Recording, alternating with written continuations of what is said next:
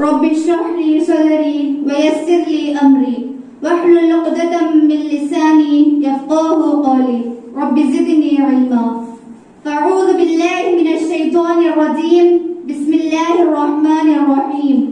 मेरे प्यारे मोहतरम ख़वातीन माओ, मेहमानों, असातिज़ा और मेरे प्यारे दोस्तों और शागिर्दों को अस्सलामु अलैकुम व रहमतुल्लाहि व बरकातुहू। मैं हम्द बारी करूं तो कैसे, सना के काबिल जुबान नहीं है, लबों पर मेरे ही लफ्ज लेकिन ख्याल आली बयान नहीं है। हर एक शे में तेरा नमू है, जिधर भी देखूं बस एक तू है। जहां मैं पुरसूं तेरे ही जलवे, नहीं जातूं जहां नहीं है। तमाम मुअज़्ज़िज़ मेहमानों, असातिज़ा इकराम, वालिदैन और प्यारे तलबा को इस बाबरकत महफिल में खुश आमदीन कहती हूँ। आज का दिन न सिर्फ हमारे इस्लामी तालीमी साल का दिन का तकमील है, बल्कि आज का दिन हमारे इस्लामी तालीमी का खुद को मज़ीद करने का मकसद भी है। सब तारीफें उस रब करीम के लिए हैं जिसने हमें इल्म की रोशनी अता की, और दरूद व सलाम हो हजरत मोहम्मद मुस्तफ़ा सल्लल्लाहु अलैहि वसल्लम पर, जो रहमतुल लिल आलमीन बनकर तशरीफ लाए हैं। आज का दिन हमारे लिए खुशी और सीखने का दिन है, बल्कि यह मौका हमें याद दिलाता है कि इल्म सिर्फ किताबों तक महदूद नहीं, बल्कि हमारी जिंदगी को संवारना और हमें एक अच्छा इंसान बनाना है। हमारे इस्लाम हमें सच्चाई, ईमानदारी, नरमी का दर्स देता है। नबी करीम सल्लल्लाहु अलैहि वसल्लम ने फरमाया, तुम में बेहतर वो है जिसके अखलाक सबसे अच्छे हो। आइए सबसे पहले इस महफिल का आगाज अल्लाह ताला के नाम से शुरू करती हूँ। मैं दावत दूंगी कि शेख फातिमा बतुल बिन्ते जुबैर साहब के कुरान मजीद से हमारे दिलों को सुकून अदा करें। अस्सलामु अलैकुम व रहमतुल्लाहि व बरकातुहू। अऊज़ु बिल्लाहि मिनश शैतानिर रजीम। बिस्मिल्लाहिर रहमानिर रहीम।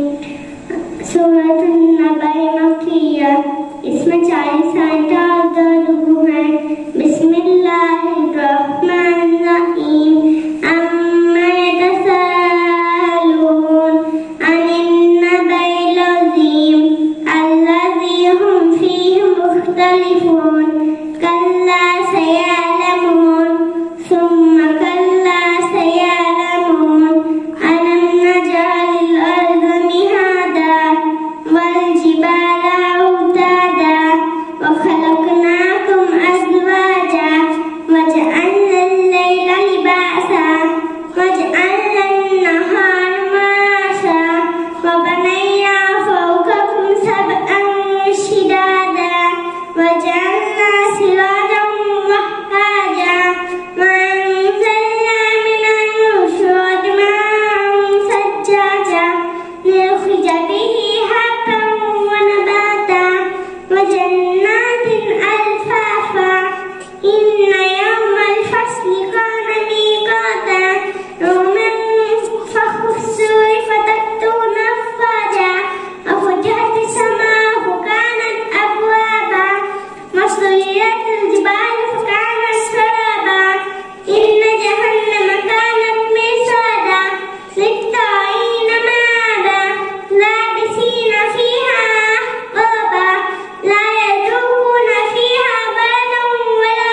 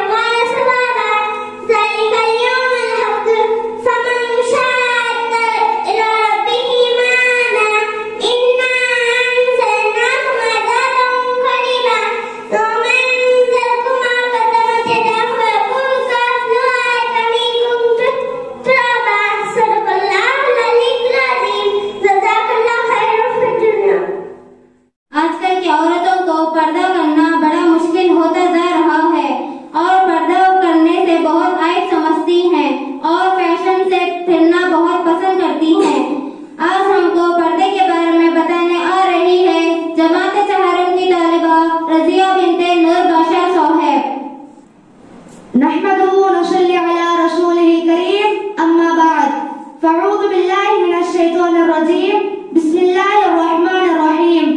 मुअज़्ज़िज़ सामईन, आज मैं एक निहायत अहम और हसासी मौजू आज के पर्दे पर बात करना चाहती हूँ। ये वो मौजू है जो हमारे दीन, हमारी सक़ाफ़त और हमारे मुआशरती रवैयों से जुड़ा हुआ है। पर्दे की अहमियत। इस्लाम में पर्दा एक इबादत, इज्जत, वक़ार की अलामत है। अल्लाह ताला ने कुरान मजीद में फरमाया, या अय्युहन नबिय्यु कुल लिअज़वाजिका व बनातिका व निसाइल मुमिनीना युदनीना अलैहिन्ना मिन जलाबिहिन्ना ज़ालिका अदना अन युअरफ़ना फला युज़ैन।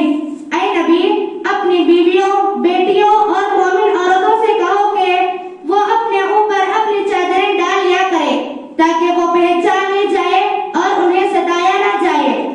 यह आयत वाज़ेह करती है कि पर्दा एक लाज़मी हुक्म है जो औरत को इज्जत व एहतराम देता है और उसे गैर जरूरी नजरों से बचाता है।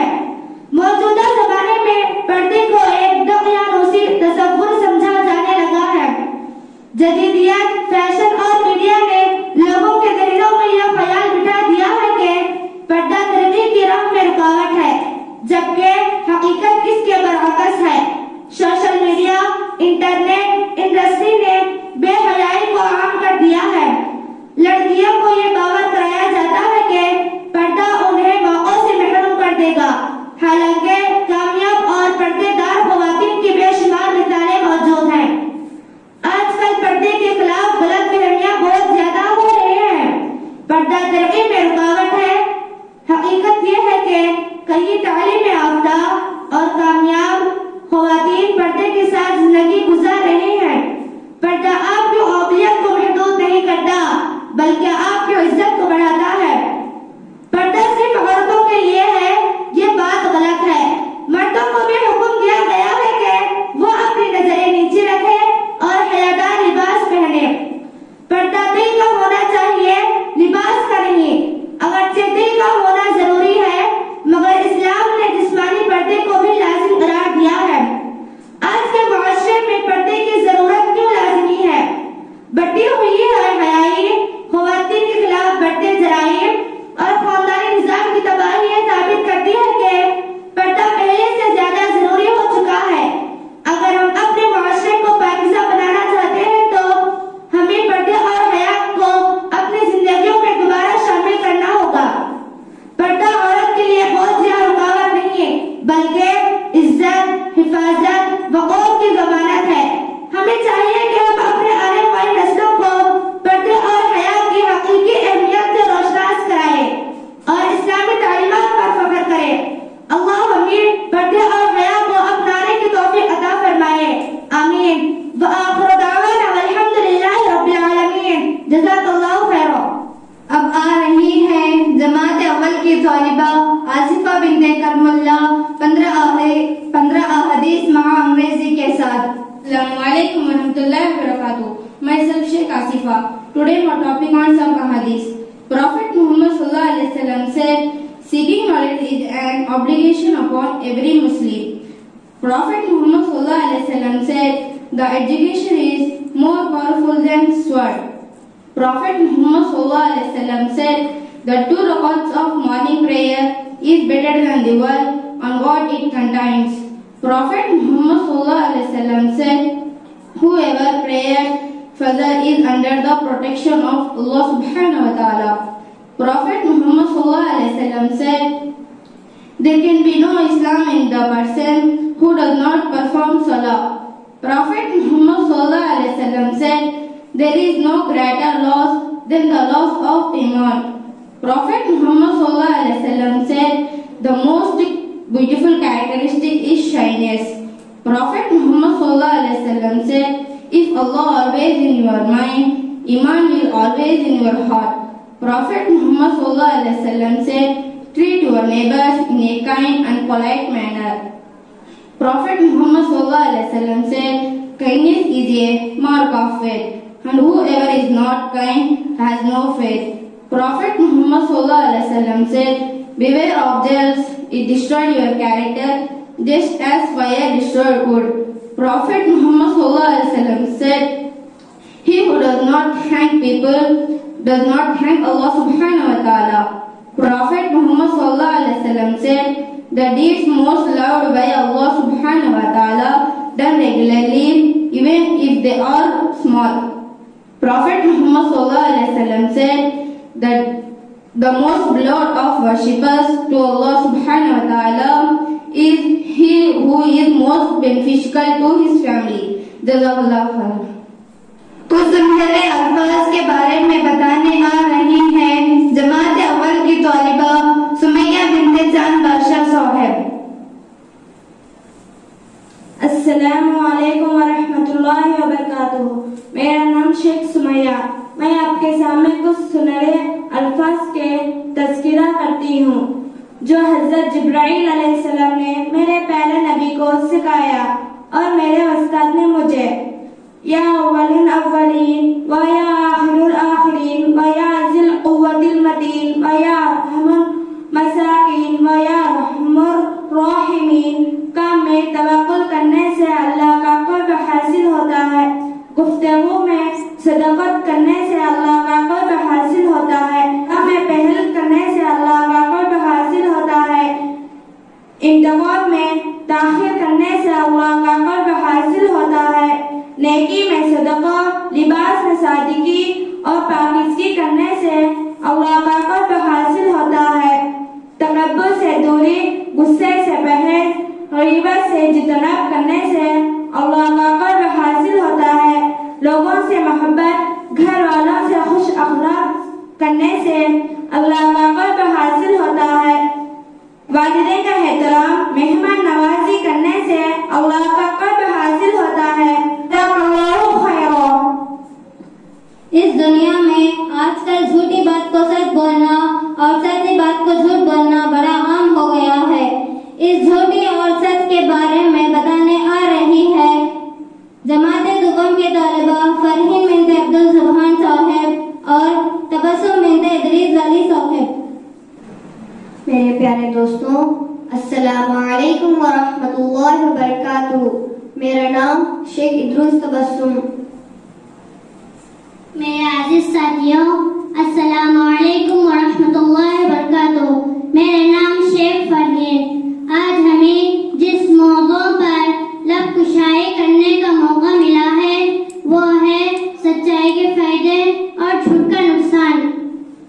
सच बोलने से अल्लाह राजी होता है। झूठा शख्स अल्लाह को नापसंद है। सच बोलने से इज्जत मिलती है। झूठ इंसान को ज़लील और ख़वार कर देता है। सच बोलने वाला गुनाहों से बचता है। झूठा इंसान एहसास कमतरी का शिकार हो जाता है। सच बोलने से कारोबार में तरक्की होती है। झूठा इंसान कभी पुरसुकून नहीं रहता। सच बोलने वाला ताजिर अंबिया अकरम के साथ होता है। झूठ बोलने वाला जिंदगी के हर मोड़ पर शर्मिंदा होता है। सच बोलने वाला बिलाखिर नजात पाएगा। झूठ बोलने वाला कभी आसूदा ज़हन नहीं हो सकता। सच बोलने की आदत आपको रुस्वा होने से बचाएगी। झूठ इंसान पर से लोगों का एतबार उठ जाता है। सच हर किस्म के अज़ाब से महफूज रहेगा। झूठ एक ऐसा हथियार है जो इंसान की जड़ें काट देता है। सच की बरकत से वो मरते दम तक नेक रहेगा। झूठ एक ऐसा जहर है जो इंसान को अंदर ही अंदर खत्म कर देता है।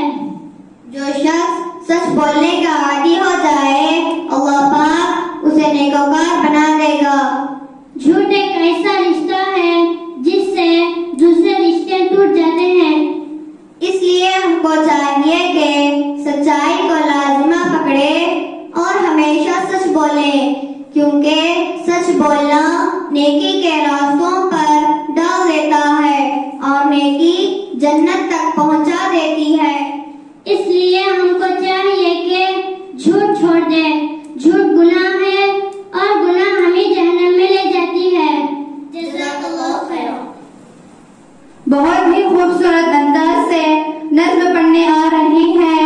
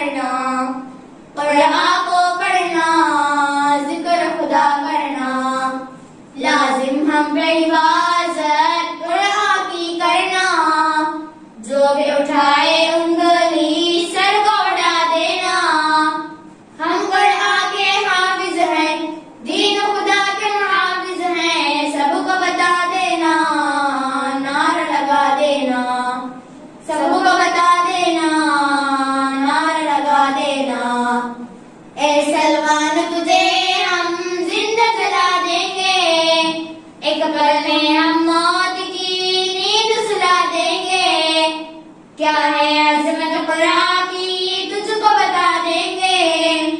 ये तो हमारी जान है, मोमिन की पहचान है। इसके लिए मरना, इसके लिए मिटना, इसके लिए मरना, इसके लिए मिटना। लाजिम हम पे हिफाज़त क़ुरआन की करना। जो भी उठाए उंगली सर को उड़ा देना। हम क़ुरआन के हाफिज हैं, दीन खुदा के हाफिज हैं। सबको बता देना, नारा लगा देना। सबको बता देना, नारा लगा देना। मौला उमर फारूक सी शजाअत तू दे दे। खालिद इब्न वलीद सी हिम्मत तू दे दे। और सलाहुद्दीन की जुर्रत तू दे दे। वास्ता तुझको आका का, मौला अली का तू सदका हमको अता करना। मौला अता करना, हमको अता करना। मौला अता करना। लाजिम हम पे हिफाज़त क़ुरआन की करना। जो भी उठाए उंगली सर को उड़ा देना। हम क़ुरआन के हाफिज हैं, दीन खुदा के हाफिज हैं। सबको बता देना, नारा लगा देना। सबको बता देना, नारा लगा देना।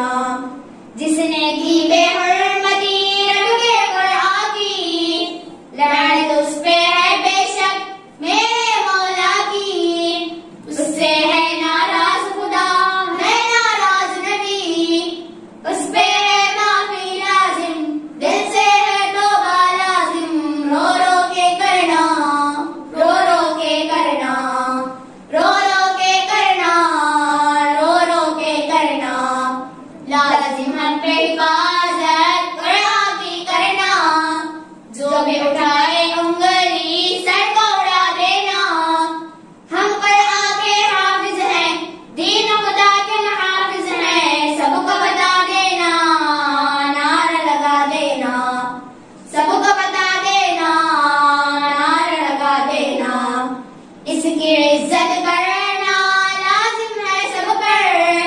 फैज़ जहां में अज़मत इसकी है बरतर।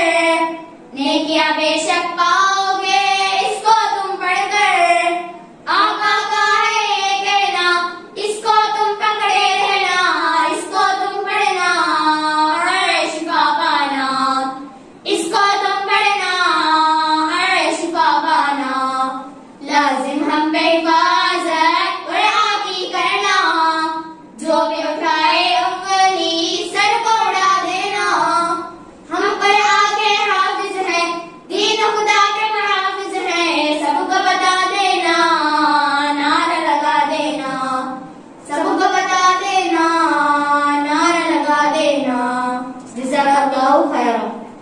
गुजरा हुआ वक्त हमें कैसे ला सकते हैं और आने वाले वक्त को कैसे टाल सकते हैं, और हमें वक्त की अहमियत बताने आ रही हैं जमात नाज़िरा के तलबा शम्मा बिनते सद्दाम हुसैन साहब। मेरे अज़ीज़ दोस्तों और साथियों, अस्सलामु अलैकुम व रहमतुल्लाहि व बरकातुहू। मेरा नाम है शेख शम्मा। गौर से सुनिए, आज मैं क्या कहने जा रही हूँ। आपको पता है मैं किस मौजू पर बोलना चाहती हूँ। वो है वक्त, यानी टाइम। वक्त एक कीमती दौलत है। वक्त किसी का इंतजार नहीं करता। जिसने वक्त की तरफ से गफलत बरती, उसने अपनी जिंदगी की तरफ से गफलत बरती। वक्त दौलत से भी ज्यादा कीमती है। मेरे प्यारे अल्लाह ने इंजाम कायनात की बुनियाद वक्त पर रखी है। दौलत अगर ज़ाया हो जाए तो फिर दोबारा हासिल किया जा सकता है, लेकिन गुजरा हुआ वक्त किसी भी कीमत पर दोबारा हासिल नहीं किया जा सकता। जो लोग वक्त की कदर जानते हैं वो अपना हर काम वक्त पर अदा करते हैं। जिस तरह मैं अदा करती हूँ, मैं वक्त पर उठती हूँ, वक्त पर मदरसे जाती हूँ और वक्त पर घर को भी चले जाती हूँ। आप भी मेरी तरह वक्त की पाबंदी करें। जज़ाकल्लाहु खैरन। क़यामत के दिन सबसे पहले नमाज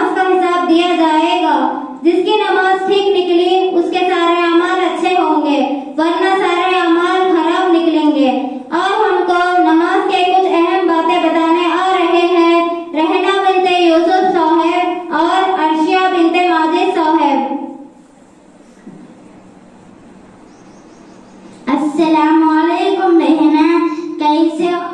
वालेकुम सलाम हशिया, अल्हम्दुलिल्लाह मैं ठीक हूँ, तुम सुनाओ? मैं भी खैरियत से हूँ। आज मदरसे में बाजी ने नमाज की अहमियत पर खूबसूरत बयान दिए। वाकई क्या बताया उन्होंने?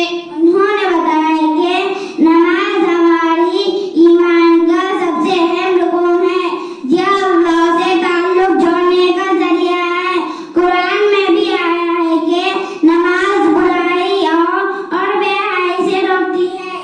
सुभान अल्लाह, मगर कुछ लोग कहते हैं कि मसरूफियत की वजह से नमाज नहीं पढ़ सकते। हम खुद नमाज की अहमियत नहीं देते तो दुनिया के कामों के लिए वक्त निकाल सकते हैं, तो नमाज के लिए क्यों नहीं? बिल्कुल सही। नबी करीम सल्लल्लाहु अलैहि वसल्लम ने इरशाद फरमाया कि क़यामत के दिन सबसे पहले नमाज का हिसाब दिया जाएगा। हाँ, जो शख्स नमाज की पाबंदी करता है, अल्लाह ताला उसके दिल को सुकून अता फरमाते हैं। बिल्कुल, चलो हम भी अहद करते हैं कि नमाज की पाबंदी करेंगे और दूसरों को भी इसकी तलकीन देंगे। इंशाअल्लाह अल्लाह हमें नमाज की पाबंदी करने वाले बनाए। आमीन। जज़ाकल्लाहु खैरा। बरकतों वाला, रहमतों वाला, मगफिरतों वाला माह रमजान है। उस माह रमजान के बारे में बताने आ रही है जमात पंजुम की तालिबा आसिफा बिनते हाशिम बाशा साहब। अस्सलामु अलैकुम వరహ్మతుల్లాహి వబరకాతుహు। నా పేరు షేక్ ఆసిఫా। ఈ రోజు నేను రంజాన్ గురించి తెలియజేస్తాను। రంజాన్ నెల ఉపవాసాల నెల అని మనందరికీ తెలుసు। ఈ నెలలో ఉపవాసాలు పాటించే మనుషులు రెండు రకాలు। మొదటి రకం మనుషులు ఎల్లప్పుడూ అల్లాహ్ విధేయతలోనే కాలం గడుపుతారు। ఉపవాస కాలంలో వీరు మాటల్లోనూ చేతల్లోనూ చాలా ఖచ్చితంగా ఉంటారు। అత్యధికంగా ఖురాన్ పారాయణం చేస్తారు। మస్జిదుల్లో సామూహికంగా నమాజులు పాటిస్తారు। ఆకలి ఉన్న వారికి అన్నం పెడతారు। అవసరాల్లో ఉన్న వారిని ఆదుకుంటారు। తమ దగ్గర ఉన్న డబ్బుల్లో నుంచి కొంత డబ్బు తీసి నిరుపేదలకు సహాయం చేస్తారు। ఏ చిన్న మంచి పనిని వారు అల్పంగా భావించరు।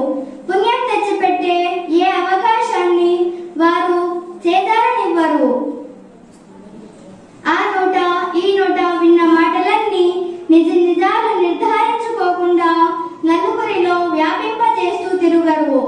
చాడీలు చెప్పటం, ఇతరులని మోసం చేయటం లాంటి విషయాలలో తమ విలువైన సమయాన్ని వారు అస్సలు వృధా కానివ్వరు। ఒకవేళ ఎవరైనా తమ మీద కొట్లాటకు గాని తగువులాటకు గాని దిగితే మర్యాదగా వారితో మేము ఉపవాసం ఉన్నామండి అని చెప్పి తెలివిగా ఆ తప్పుడు కార్యం నుంచి తప్పించుకుంటారు। దైవప్రవక్త సల్లల్లాహు అలైహి వసల్లం గారు ఎలా చేయమని బోధించారో అలాగే చేస్తారు। మరి దైవప్రవక్త సల్లల్లాహు అలైహి వసల్లం గారు ఏం ప్రబోధించారో తెలుసా? యుద్ధంలో సైనికుడు ఉపయోగించే డాలు వంటిది ఉపవాసం। మీలో ఎవరైనా ఉపవాసం పాటిస్తున్నట్లయితే వారు ఆ రోజు వ్యర్థమైన మాటలు మాట్లాడరాదు, నోరు పారేసుకోరాదు, మూర్ఖంగా ప్రవర్తించరాదు। ఒకవేళ తమ మీద ఎవరైనా దుర్భాషకు దిగితే లేక కయ్యానికి కాలు దువ్వితే వారితో నేను ఉపవాసం ఉన్న మనిషినండి అని చెప్పండి। ఉపవాసం దైవప్రవక్త సల్లల్లాహు అలైహి వసల్లం గారు ఇంకా ఇలా అన్నారు, అన్న పానీయాలకు దూరంగా ఉండటం మాత్రమే ఉపవాసం కాదు, వ్యర్థమైన పలుకులకు, అశ్లీల మాటలకు దూరంగా మసులుకోవటము ఉపవాసంలో అంతర్భాగమే। ఉపవాసం పాటించే వారిలో మరికొందరుంటారు, వారు పొద్దస్తమానం తిండి గురించి ఆలోచిస్తూ ఉంటారు। పడమట దిక్కు సూర్యుడు అస్తమించాడో లేదో ఇక వారు భోజనం మీద పడతారు। తినే వస్తువులు ఏవి దొరికితే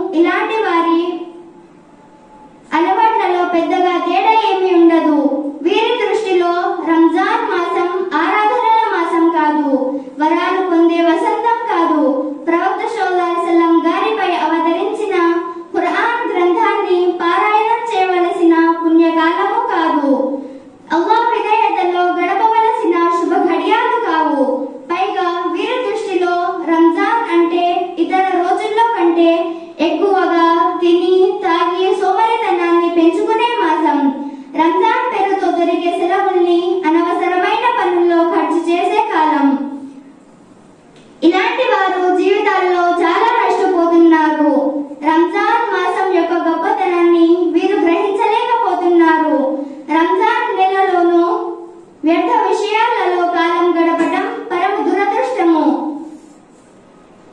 రంజాన్ నెలను పొంది అందులో సత్కార్యాలు చేసి తద్వారా తమ పాపాలకు క్షమాభిక్ష సంపాదించుకోలేని వారు పరమ దౌర్భాగ్యులని ఒక హదీస్లో చెప్పబడింది. అల్లాహ్ మనకు ఆచరించే భాగ్యాన్ని ప్రసాదించుగాక. आमीन। धन्यवादालु। हमारी किताबों में से कुरान मजीद एक है और ये मेरे प्यारे नबी सल्लल्लाहु अलैहि वसल्लम पर नाज़िल हुई है और इस किताब की अज़मत व शानत में बताने आ रही है जमात नाज़िरा की तौलिबा अर्शिया शबनम बिन्ते जाफर सादिक साहब। अस्सलामु अलैकुम व रहमतुल्लाहि व बरकातुहू। नहमदुहु व नसल्ली अला रसूलिल करीम, अम्मा बाद। फ़अऊज़ु बिल्लाहि मिनश शैतानिर रजीम। बिस्मिल्लाहिर रहमानिर रहीम। मेरा नाम शेख अर्शिया शबनम। मेरा अजीज माँ और बहनों, आज की ये बाबरकत महफिल इस अजीम किताब कुरान के जिक्र के लिए है जो अल्लाह ताला ने हमारे लिए हिदायत, रहमत और रोशनी बनाकर नाज़िल की है। ये वो किताब है जिसके बारे में अल्लाह ताला ने फरमाया, इन्ना हाज़ल कुरआनी यहदी लिल्लती हिय अक़वम। बेशक ये कुरान उसी रास्ते की तरफ रहनुमा करता है जो सबसे ज्यादा सीधा है। कुरान हिदायत और रहमत है। कुरान मजीद वो अज़ीम किताब है जिसमें दुनिया और आखिरत का कामयाबी का राज पोशीदा है। और तारीख का मुतालिया करें तो देखेंगे कि जिन लोगों ने कुरान को अपना रहनुमा बनाया वही दुनिया में इज्जत और कामयाबी की बुलंदियों पर पहुंचे और जिन्होंने इसे छोड़ दिया वो ज़वाल और पस्ती में गिर गए। रसूल अकरम सल्लल्लाहु अलैहि वसल्लम ने फरमाया, सबसे बेहतरीन वो शख्स है जो कुरान करीम सीखे और दूसरों को सिखाए। आज हम देखेंगे कि उम्मत मुस्लिमा मुख्तलिफ मुश्किलात का शिकार है। इसकी सबसे बड़ी वजह यह है कि हमने कुरान को छोड़ दिया है। हमने इसे सिर्फ तक सजाने के लिए रख दिया, सिर्फ किसी के इंतकाल पर पढ़ने की हद तक महमूद कर दिया, लेकिन इसके अहकामात को अपनी जिंदगी में नफीद नहीं किया। अगर हम चाहते हैं हमारी जिंदगियां कामयाब हो, हमारे दिलों को सुकून मिले और दुनिया और आखिरत में कामयाबी हासिल करें तो कुरान को अपने दिल में हिस्सा बनाना होगा। आए आज हम सब मिलकर अहद करते हैं कि कुरान को सीखेंगे और सिखाएंगे और इस पर अमल करेंगे ताकि हम अल्लाह की रजा हासिल कर सके। अल्लाह ताला हम सबको कुरान सीखने की और सिखाने की और उस पर अमल करने की तौफीक अता फरमाए। आमीन। जज़ाकल्लाहु खैरा। इस्लाम का तीसरा रुकन ज़कात है। ज़कात किस पर फर्ज है उसको ज़कात देना फर्ज हो जाता है। ज़कात के बारे में कुछ अहम बातें बताने आ रही हैं।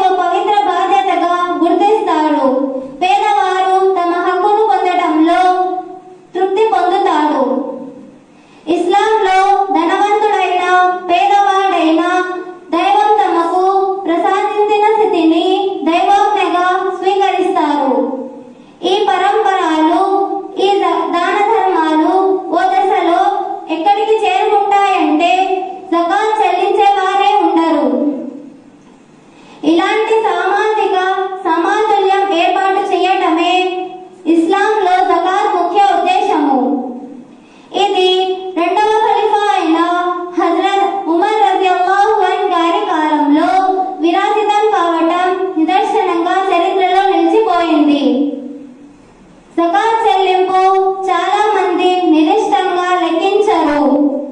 అది కూడా ఓ ఆదాయపు పన్ను లాంటిదే, కానీ ప్రభుత్వం నిర్ణయించిన పన్ను కాదు. పన్ను ప్రభుత్వాలను బట్టి కాలానుగుణంగా మారవచ్చు, కానీ జకాత్ దైవ నిదర్శనము. ఇది ఇస్లాం విశ్వసించే వారిపై విధి. అది నిరసన ఆదాయం కలిగిన వారే చెల్లించాలి. వెండి, బంగారం, నగలు, పొలాలు, పంటలు, వాహనాలు, పశువులు, అద్దెలు ఇలాంటివి వివిధ ఆంక్షలుగా పరిగణలోకి తీసుకొని జకాత్ లెక్కింపు చేయాలి. దైవభీతి ఉండాలి, కానీ జకాత్ లెక్కింపునకు స్వచ్ఛందంగా లెక్కలు చేసే ఫారాలు, సంస్థలు ఉన్నాయి. ఏదో ప్రపంచానికి చాటింపు వేయాలని ఎంతో కొంత మొత్తంగా జకాత్ చెల్లించకూడదు. ఖచ్చితంగా తమ ఆదాయం ఆడిట్ చేయించి అందులో జకాత్ తీయాలి. అప్పుడే ఆ ధర్మ సార్థకంగా కలిగి ఉంటుంది.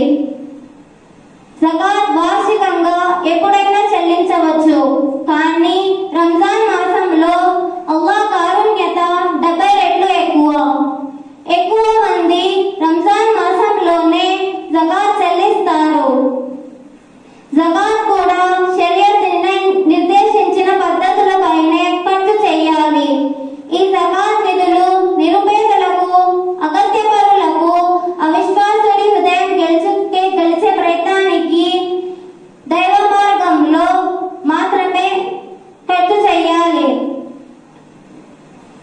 ఈ ఆంక్షల విపుతలపై జకాత్ చెల్లించే వారికి అవగాహన ఉండాలి. జకాత్ చెల్లించని వారికి పరలోకంలో భయానక శిక్ష తప్పదు. ఈ దైవ విధి బాణుసలతో జకాత్ చెల్లించే శక్తి ఉంది. జకాత్ దానానికి నొచ్చుకుంటే అల్లాహ్ దృష్టిలో ఆ సారం చాలా నికృష్టమైనది. జకాత్ వ్యక్తిగతంగా కాకుండా సామూహికంగా కూడా చెల్లించవచ్చు. స్వీకృత పొందుతాడు కాబట్టి జకాత్ చెల్లించే వాడి ముందు నోజ్ఞత ఉండదు. మన దేశంలోని ముస్లింల సమాజములకు జకాత్ ఆవశ్యకత గుర్తించాలి. అప్పుడే ముస్లిం సమాజములకు అభివృద్ధి లభిస్తుంది. ధన్యవాదాలు. अल्लाह का हुक्म है हिजाब करना. अल्लाह का हुक्म है हिजाब करना. खूबसूरती चेहरे दिखाने से नहीं होती, बल्कि हिजाब करने से होती है. इसी तरह हिजाब के बारे में मालूमात करने आ रही है जमात अव्वल की तालिबा आफरीन और आयशा बिन्ते अब्दुल मदार अली साहेब. फिर बोलो ना, सीधा ढंग से बोलो. अल्लाह ताला का हुक्म है हिजाब करना. अल्लाह ताला का हुक्म है हिजाब करना. खूबसूरती चेहरे दिखाने से नहीं होती, बल्कि हिजाब करने से होती है. इसी तरह हिजाब के मालूमात करने आ रही है जमात अव्वल की तालिबा आयशा और आफरीन बिन्ते मदार अली साहब.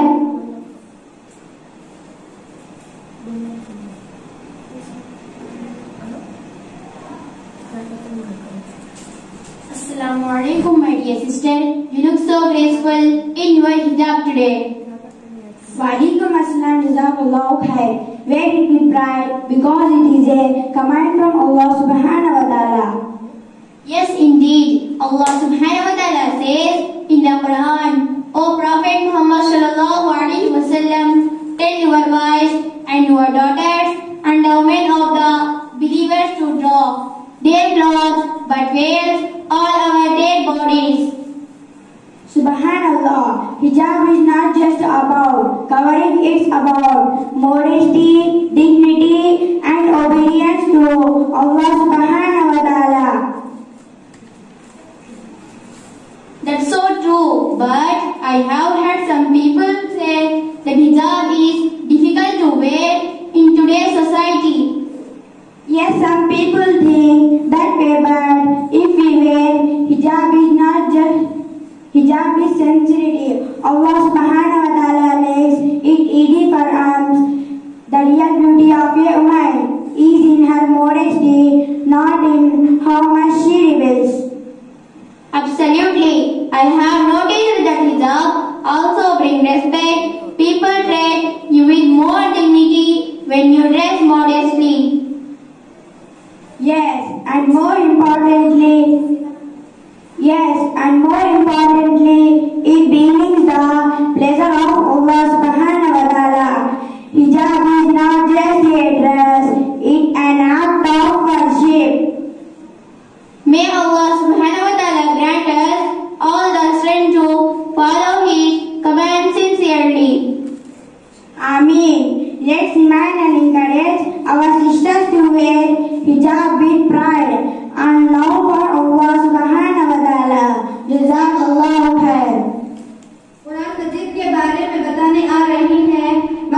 के तालिबा सना बिन्ते Mohammad Rafi.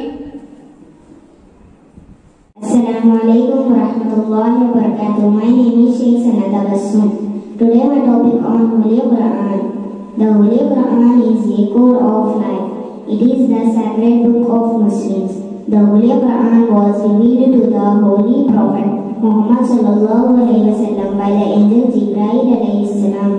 The Holy Quran is in the Arabic language. The Surah Baqarah is the longest surah of the Holy Quran. The smallest surah of the Holy Quran is Surah Kawthar. The Holy Quran has all the messages of Allah subhanahu wa ta'ala. There are 30 paras and 114 surahs in the Holy Quran. The Holy Quran emphasizes the oneness of Allah subhanahu wa ta'ala. We should receive the Holy Quran and also act upon its teaching. Jazakallahu khairan. अब हमको इस्लाम के बारे में बताने आ रही है मकतब के तालिबा सारा बिन्ते Mohammad Rafi. Assalamualaikum warahmatullahi wabarakatuh. My name is Sheikh Sara Tabassum. Today my topic about Islam. Islam is one of the major religions in the world. The followers of Islam are called Muslims. Islam is a religion that started over 1400 years ago in a place called Makkah. The 5 pillars of Islam are Shahada, Salat, Zakat, Saum and Hajj. Muslims believe in Allah subhanahu wa ta'ala. The holy book of Islam is called the Quran. The Prophet Muhammad sallallahu alaihi wasallam is considered the last messenger of Allah subhanahu wa ta'ala in Islam. Muslims pray namaz 5 times in a day. There are special place for prayer called masjid. Islam teaches us kindness, honesty and respect for everyone. Thank you to all. अब हमको बहुत से अनमोल बातें बताने आ रही है मकतब की तालिबा शाहिद बिन्ते नूरुल्लाह साहब। Respected teachers, mothers and my dear friends, Assalamualaikum warahmatullahi wabarakatuh. My name is Sheikh Shahid. Today I am telling some important magical words. When starting to do something, Bismillah. When intending to do something, Inshallah. When is pain and distress, Ya Allah. When something is being praised, Subhanallah. When thanking someone, Jazakallah.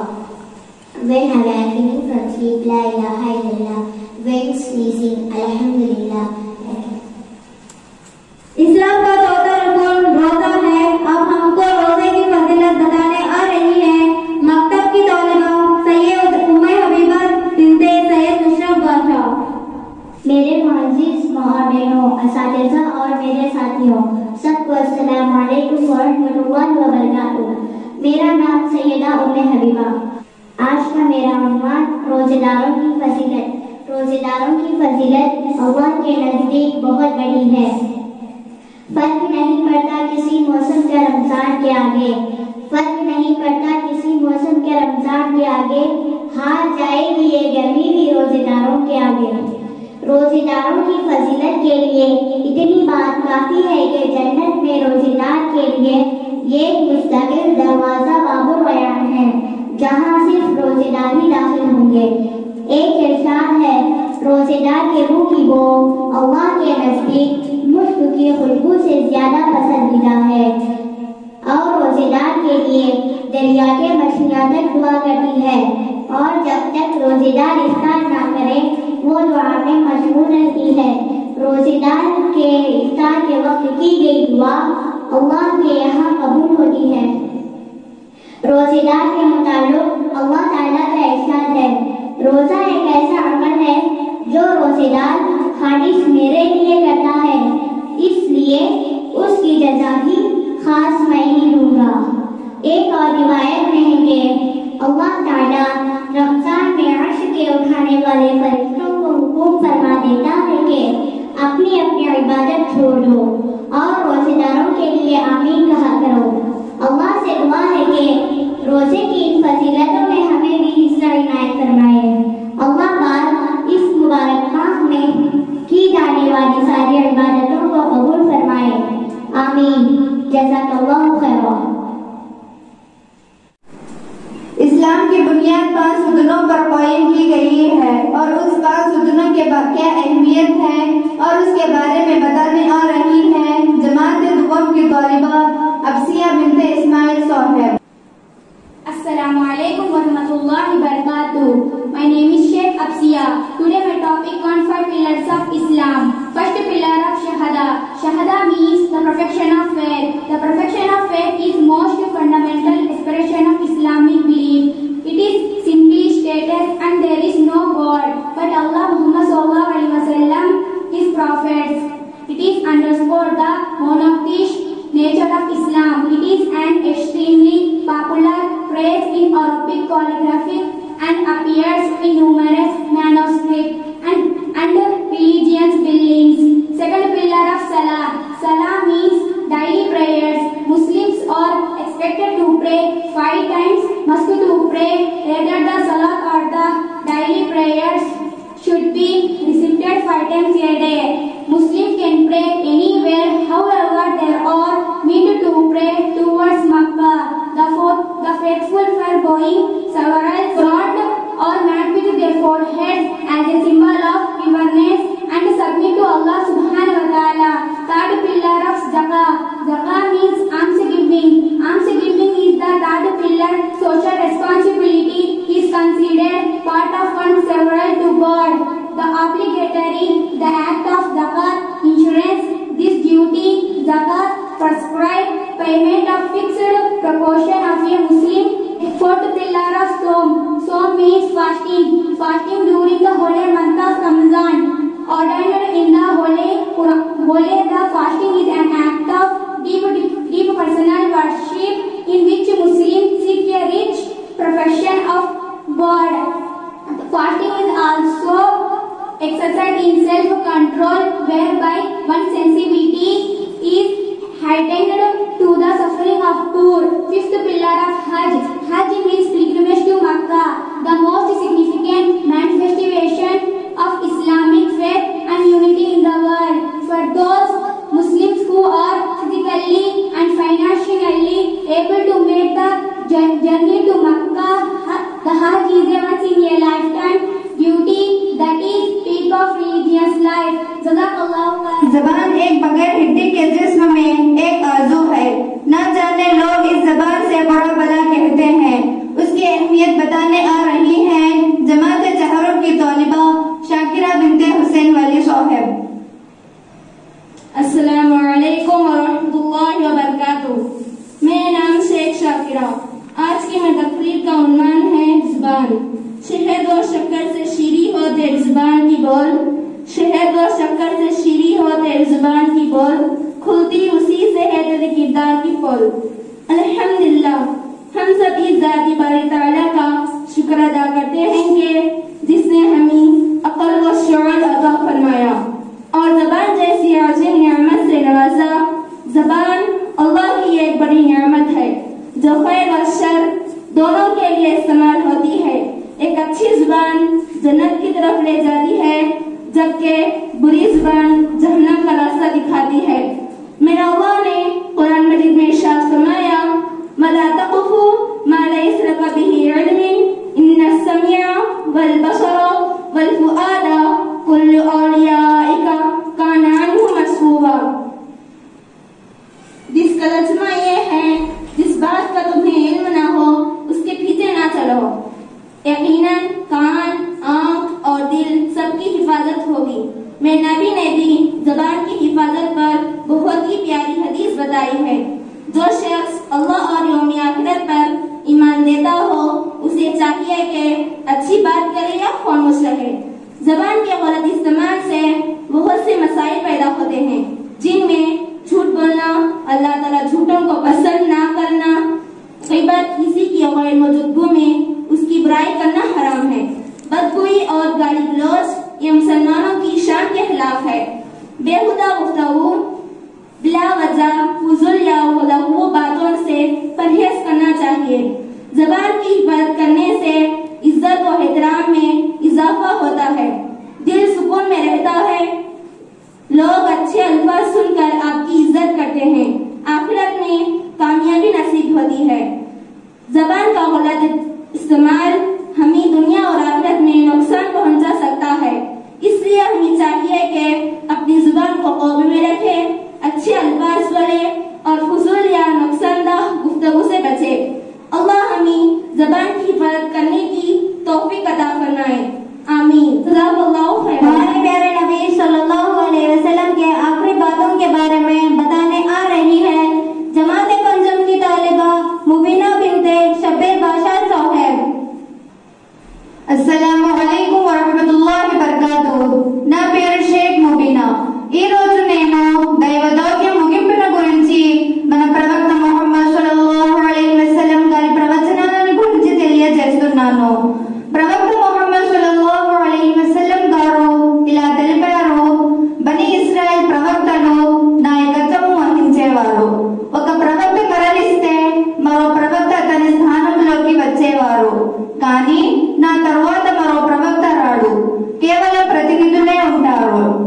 దైవ ప్రవక్త ముహమ్మద్ సల్లల్లాహు అలైహి వసల్లం గారు ఇలా సెలవిచ్చారు, పూర్వం గతించిన ప్రవక్తలకు గల ఉపమానం ఎటువంటిదంటే, ఒక వ్యక్తి ఒక కట్టడాన్ని నిర్మించాడు, దాన్ని బాగా అందంగా కనుల పండగగా రూపొందించాడు, కానీ ఒక మూలాన ఒక ఇటుక మందం స్థలం వదిలిపెట్టాడు। జనం ఆ కట్టడాన్ని చుట్టూ తిరిగి చూస్తారు, దాని చెక్కతనానికి అబ్బరపడతారు, కానీ అక్కడ ఇటుక ఎందుకు పెట్టలేదు అని అడిగేవారు। అయితే ఆ ఇటుకను నేను హాతిబున్ నబీయిన్ని, అంటే నా రాకతో దైవ దౌత్యపు కట్టడం పరిపూర్ణమయ్యింది, మరెవరైనా వచ్చి నింపడానికి ఇక చోటు ఏమీ మిగలలేదు। దైవ ప్రవక్త ముహమ్మద్ సల్లల్లాహు అలైహి వసల్లం గారు ఇలా సెలవిచ్చారు, నాకు 6 విషయాలలో ప్రవక్తల పైన ఆధిపత్యం ఇవ్వబడింది। మొదటి, నాకు సంగ్రహంగా మాట్లాడే సామర్థ్యం ఇవ్వబడింది। 2, నాకు ప్రభావ దర్బారు ప్రసాదించి సహాయపడటం జరిగింది। 3, నాకు యుద్ధ ప్రాప్తి పొందడం ధర్మ సమ్మతం చేయబడింది। 4, నా కోసం భూమిని మస్జిద్గా చేయడం జరిగింది, పరిశుద్ధత పొందే సాధనంగా కూడా చేయడం జరిగింది। అంటే నా షరియత్ ప్రకారం నమాజ్ కేవలం ప్రత్యేక ఆరాధనలో మాత్రమే కాదు, భూతలాన ప్రతి చోట చేయవచ్చు। నీరు దొరకకపోతే తయమ్మం ద్వారా వజు అవసరాన్ని, గుసుల్ అవసరాన్ని తీర్చుకోవచ్చు। 5, నన్ను యావత్తు ప్రపంచానికి ప్రవక్తగా చేయడం జరిగింది। 6, నా తర్వాత ప్రవక్తల పరంపరను అంతమొందించడం జరిగింది।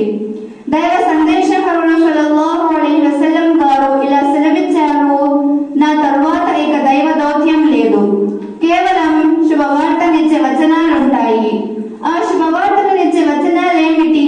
దైవ ప్రవక్త అని అడగ్గా మంచి స్వప్నం లేక పుణ్యప్రదమైన స్వప్నం అని అన్నారు, అంటే ఇక వహీ అవతరించే అవకాశం లేదు। దైవం తరపున ఏదైనా సంకేతం ఎవరికైనా లభిస్తే అది ఇతోదికం, అది మంచి కళ ద్వారా వ్యాప్తిస్తుందన్నమాట। ప్రవక్త ముహమ్మద్ సల్లల్లాహు అలైహి వసల్లం గారు ఇలా సెలవిచ్చారు, నా తరువాత ఎవరైనా ప్రవక్త అయ్యే మాట అయితే ఉమర్ బిన్ ఖత్తాబ్ అయ్యేవారు। ప్రవక్త మహనీయులు సల్లల్లాహు అలైహి వసల్లం గారు ఇలా సెలవిచ్చారు, నా తరువాత మరి ప్రవక్త లేదు, నా అనుచర సమాజం తరువాత మరో అనుచర సమాజం లేదు, ఏ కొత్త ధర్మం పుట్టదు, కనుక వివేకముతో విజ్ఞానముతో సరిగ్గా వ్యవహరించండి। అదే విధంగా ఓ ప్రజలారా, ఇంకా నేను మీకు తెలియజేస్తున్న ఈ పదాలను మంచిగా అర్థం చేసుకోవలెను। నా తరువాత 2 విషయాలను వదిలి వెళ్ళుతున్నాను, ఒకటి దివ్య ఖురాన్ మరియు రెండవది నా నిదర్శనం, అంటే నా ఆచరణ సున్నత్। మరియు మీరు ఈ రెండింటిని కనుక అనుసరిస్తే ఎట్టి పరిస్థితుల్లో నశించపోరు। జ్ఞాపకం ఉంచుకోండి, ఒక రోజు మీరు అల్లాహ్ ముందు హాజరవ్వబోతున్నారు, మీరు చేసిన ప్రతి పనికి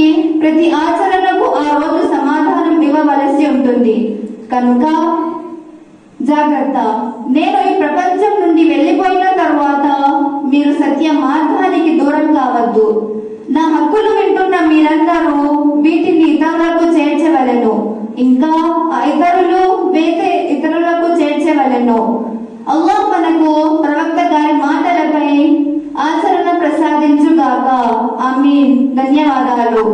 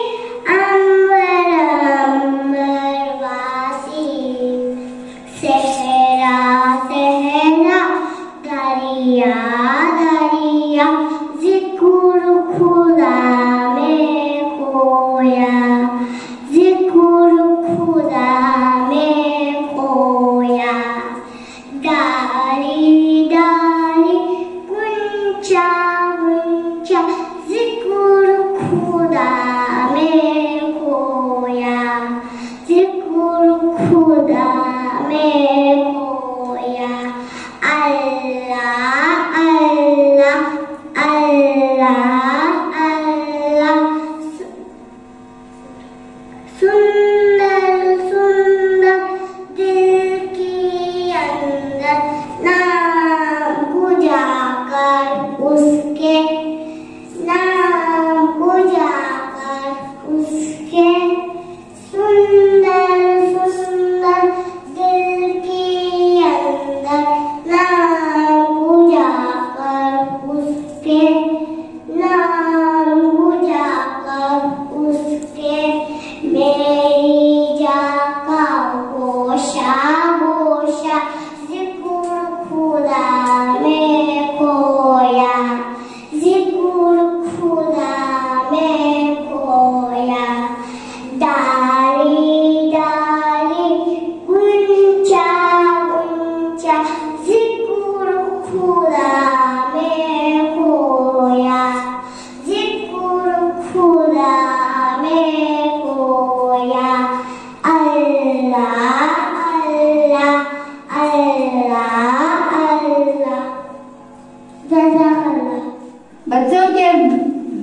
तरबियत के बारे में ड्रामा पेश करने आ रहे हैं जमात सुमम की तालिबात। मुबारक वो बेटी पैदा हुई। अल्लाह तेरा शुक्र है, मगर तूने मुझे बेटी क्यों दिया? हम इस दुनिया में बेटी की हिफाजत नहीं कर सकते। अरे यार, फिक्र की बात तो है, मगर उसको अच्छी तरबियत देकर उसकी हिफाजत आप दोनों करेंगे तो बेटी हर मोड़ पर और हर वक्त पर कामयाबी हासिल कर सकती है। तू डर मत। अच्छा चलो, इसकी बचपन से लेकर शादी तक क्या क्या हालतें देखती है। बेटी हुई थोड़ी बड़ी। अब आइंदा साल से मेरी बेटी स्कूल को जाती है। स्कूल चलो। नादान सी बेटी, प्यारी सी बेटी, नन्ही सी कली, जमाने के माहौल से बेखबर, चली अपनी मंजिल की ओर। बेटी हुई बड़ी। बोलो। बेटी हुई बड़ी, ख्यालात हुए बड़े, समझी हर गलत को सही और मानी सही को गलत। माँ के घर आए दो दोस्त। अस्सलाम वालेकुम। और स्कूल से बच्ची अभी आई। सलाम कर बेटा। अस्सलाम वालेकुम। सलाम। मेरी बेटी बहुत प्यारी है, वापस स्कूल को जा गई, अब मदरसे को भी जाती है। बच्चों का माहौल सबसे ज्यादा, बच्चों की तरबियत सबसे ज्यादा वालिदैन और उनके घर के माहौल पर होती है। अगर बच्चे सही है तो उनके घर के माहौल भी अच्छे होते हैं। हाँ, लेकिन बच्चों को सही और गलत की पहचान न करवाई जाए तो वो खुद ही सब कुछ सीख लेते हैं, जो कभी इसमें नुकसान भी हो जाता है। माँ बाप को बच्चों के साथ मोहब्बत भी करना और सख्ती भी करना। जैसा कि शरारत करे तो उनको सजा भी देना और अच्छे काम करे तो उनकी तारीफ भी करना है। हद से ज्यादा नरमी हो तो बच्चे जिद्दी बन जाते हैं और सख्ती ज्यादा हो तो बच्चे निडर हो जाते हैं। आप भी अपने बच्चों को प्यार और मोहब्बत और हिकमत से बच्चों के साथ पेश आए। और ये भी जरूरी है अपने बच्चों को वक्त देना, उनके साथ टाइम स्पेंड करना, उनके बातों को सुनना, उनके दोस्तों की खबर रखना। मेरी बेटी तो कहीं बुरी सोबत में तो नहीं गई। अच्छा ख्याल रखो तुम्हारे और तुम्हारी बच्ची का। चलती हूँ मैं। दोस्त गए, घर आए बच्ची के अब्बू। कहाँ है मेरी बेटी? अरे हाय, वो अंदर बैठे फोन देखती है। फोन देखो, खराब कर दी तुम्हें। क्या करना, वो फोन नहीं दिए तो सताती रहती है। अब कुछ मेरे दोस्त आपको गए, अब उनके सामने शरारत करे तो हमारी इज्जत क्या होना। उसको फोन देखो, मिठाई लो, खामोश रहती कल को। क्या बोलेंगी तुम्हारे दोस्त? क्या बोलती हो? बड़े बड़े नसीहता कर दो नहीं। मैं उसके साथ टाइम स्पेंड करना करते हैं, उसका ख्याल रखना करते हैं। काम होता बोल को मेरे को घर के काम करने में बराबर हो जाता मेरे को। अच्छा लो, तुम्हारी मर्जी। मैं तो कभी कहा था तो तुम्हें जिसके साथ रहने का उसका अच्छा बुरा ख्याल करना से तुम्हारी जिम्मेदारी हो। बच्ची को फोन देना बड़ी बात नहीं, बच्ची क्या देख रही है उसमें वो देखना सो। अब तुम्हें क्या बोल रखो, बच्ची बड़ी होती है, 4 पैसे कमाने का सोचो।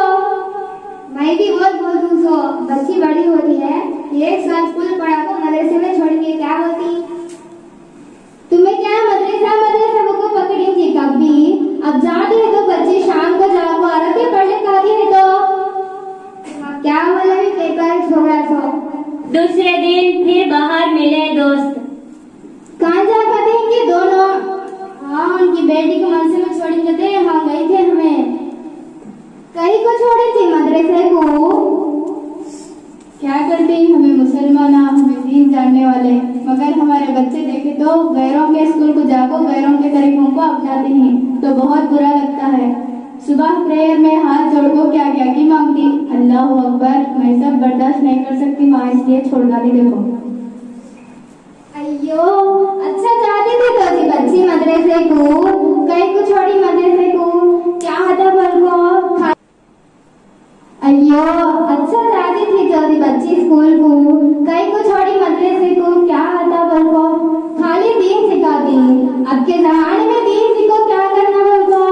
वो बच्चे अच्छा डॉक्टर की, लॉयर की, इंजीनियर की बन को अच्छा पैसे कमा लेती थी और हमने भी 4 पैसे आपको देती थी। तो अरे आपी क्या बोलती है तुम्हें? मदरसे का एडमिशन तो आखिरत के वास्ते होता है, इसमें अच्छी तरबियत मिलती है, अच्छे अखलाक मिलते हैं।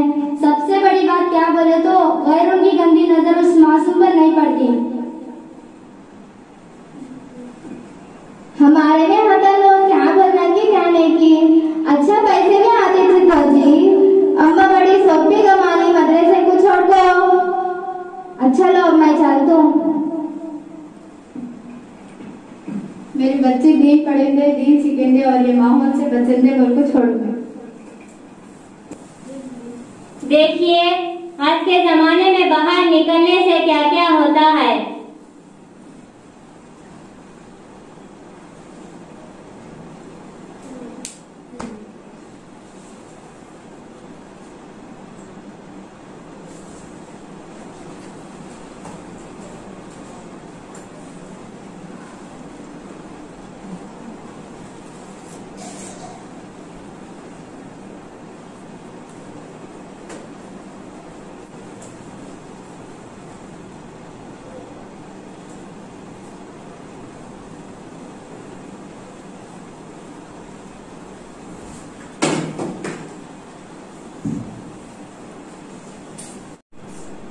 कहा जाता है इस्लाम में बेटी का मकाम है सबसे ऊंचा, मगर हम माने तब ना।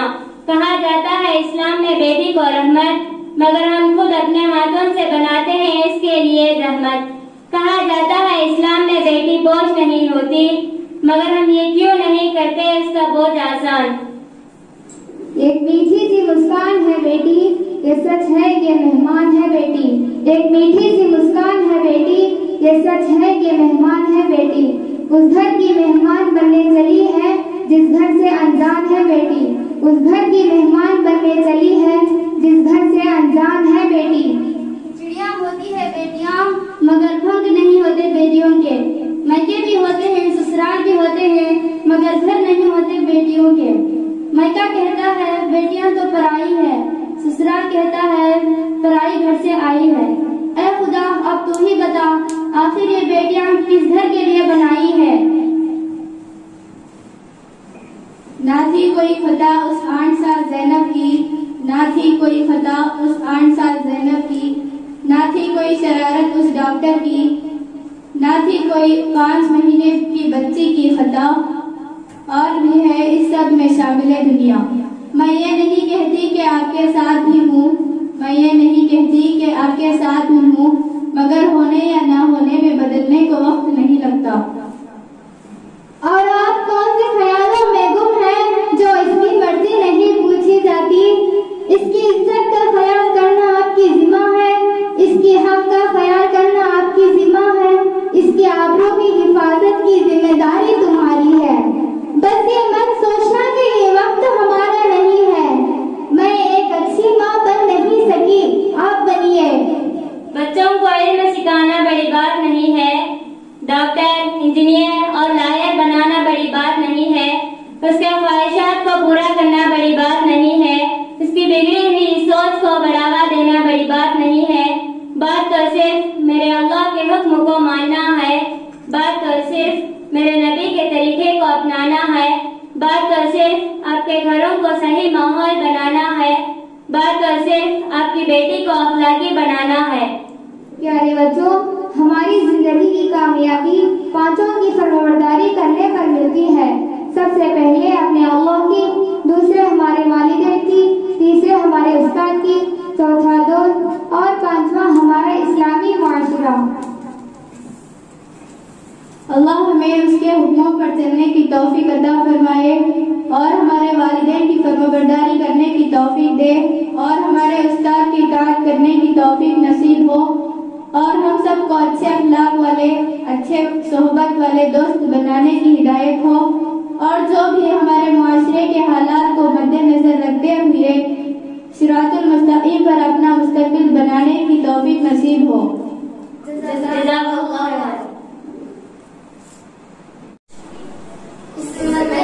बेटियों की तो बर्बाद है, बेटियां कौन कहता है आजाद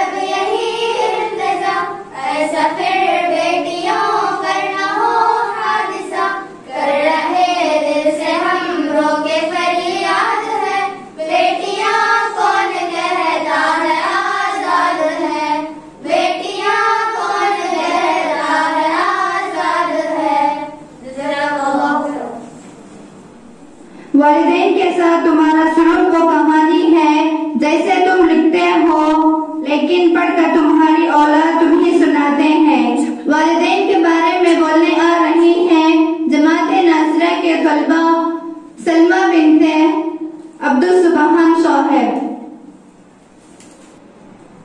लबों पर उसके कभी बदुआ नहीं होती, लबों पर उसके कभी बदुआ नहीं होती, बस एक माँ है जो कभी खफा नहीं होती, बस एक माँ है जो कभी खफा नहीं होती। मेरे आज़ीज़ साथियों, अस्सलामु अलैकुम व रहमतुल्लाहि व बरकातुहू। मेरा नाम शेख सलमा। आज मुझे जिस मौजू पर लफ्ज़ शायरी कहने का मौका मिला है वो है वालिदैन का एहतराम।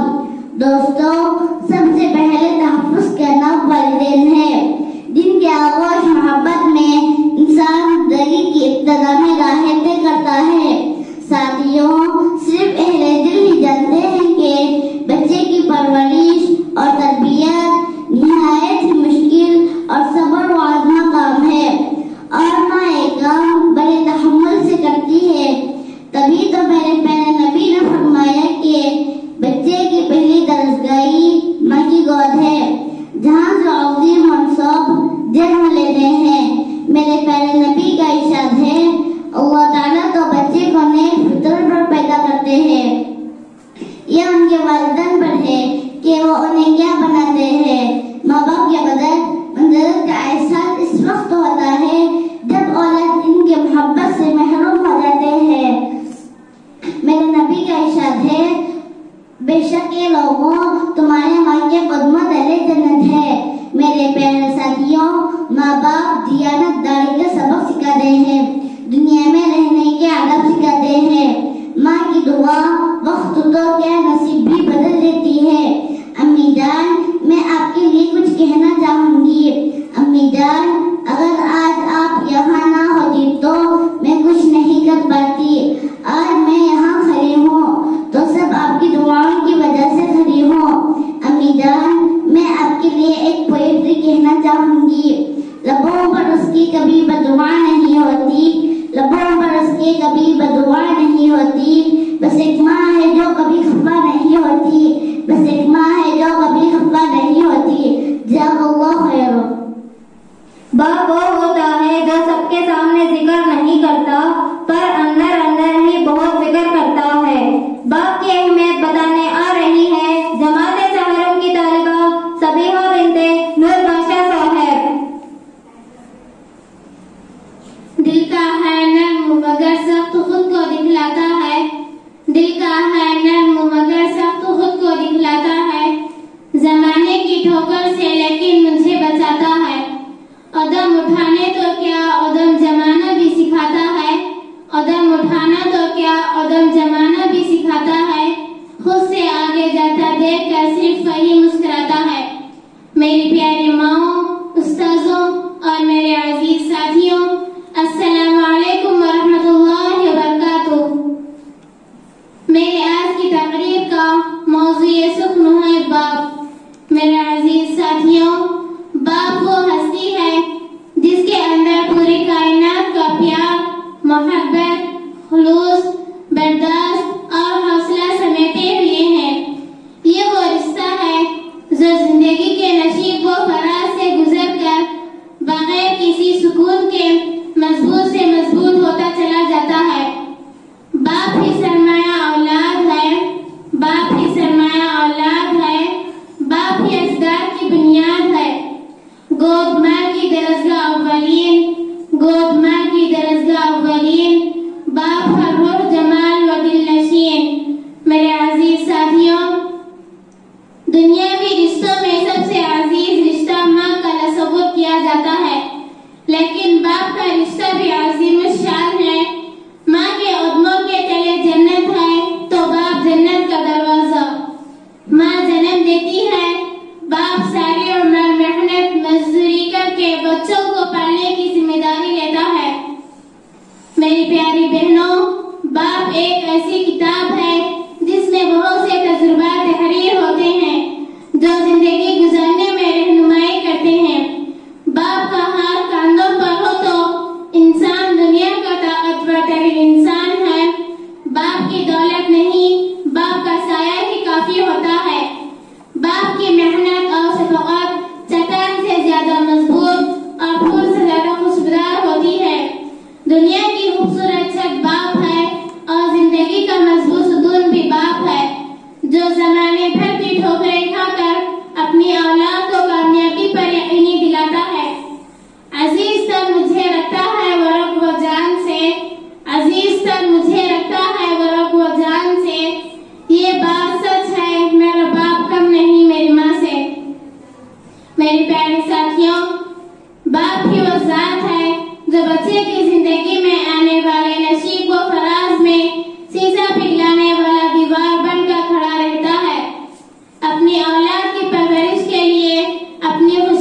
पसे पर्दा डाल देता है, उनकी ख्वाहिशात के लिए अपनी जरूरियात को नजरअंदाज कर देता है, अपने पसीने की एक एक बूंद अपने औलाद पर कुर्बान कर देता है। मुझको छांव में रखा और खुद जलता रहा धूप में, मुझको छांव में रखा और खुद जलता रहा धूप में। मैंने देखा एक फरिश्ता बाप के रूप में। मेरे अजीज बहनों, बाप एक बेलूस जज्बे का नाम है जो मोहब्बत का पेकर होने के साथ साथ उसमें शाहूकार होता है। इनके बगैर हमारी न कोई पहचान है और न ही कोई शनाख्त। ये अल्लाह की अनमोल नियामत है।